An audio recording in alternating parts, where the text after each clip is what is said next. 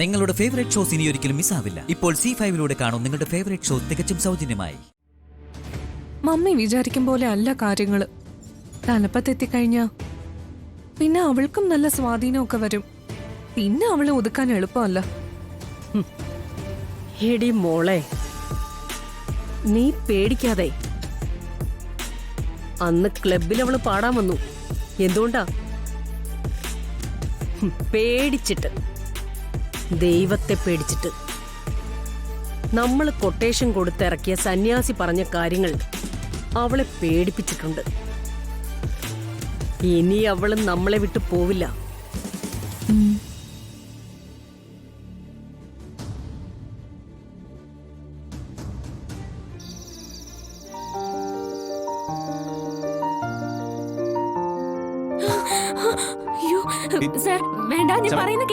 അടങ്ങി നിൽക്കാൻ പറഞ്ഞു.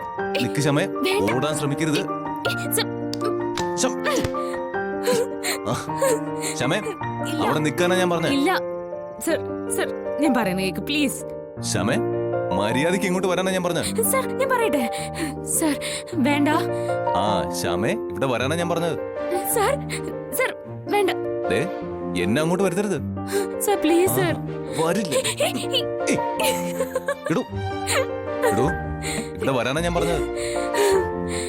എന്നെ ഓടിക്കരുത്. ഞാൻ പറയുന്ന കേക്ക്. അവിടെ നിൽക്കാനാ ഞാൻ പറഞ്ഞത്. സർ ഞാൻ പറയട്ടെ. എന്നിട്ട് ഓടിക്കരുത്. എനിക്ക് ദേഷ്യം വരും കേട്ടോ. Please sir, please.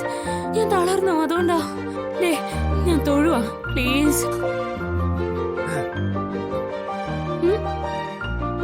ശരി ശരി, താൻ എന്നെ തൊഴുവൊന്നും വേണ്ട. ഒഫീഷ്യലി താനിപ്പോ എനിക്ക് മുകളിലല്ലേ.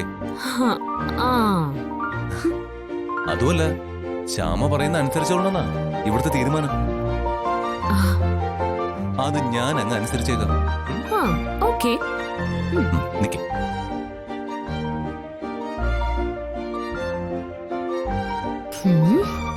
പക്ഷെ മാഡം, ഞാനൊരു ഭർത്താവാണ്.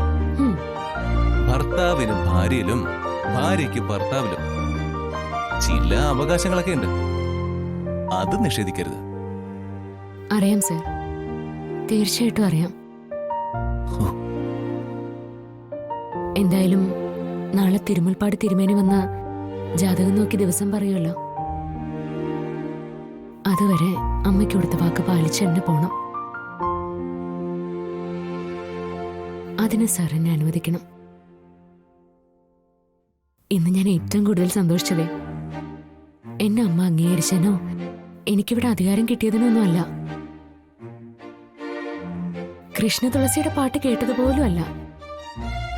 എന്നെ സന്തോഷിപ്പിച്ചതേ ഞാനും സാറും ജീവിതത്തിൽ ഒരുമിക്കാൻ പോകുന്നു എന്നുള്ളതാ. അമ്മ അത് പറഞ്ഞത് മനസ്സ് നിറഞ്ഞ ഞാൻ കേട്ടു നിന്നത്.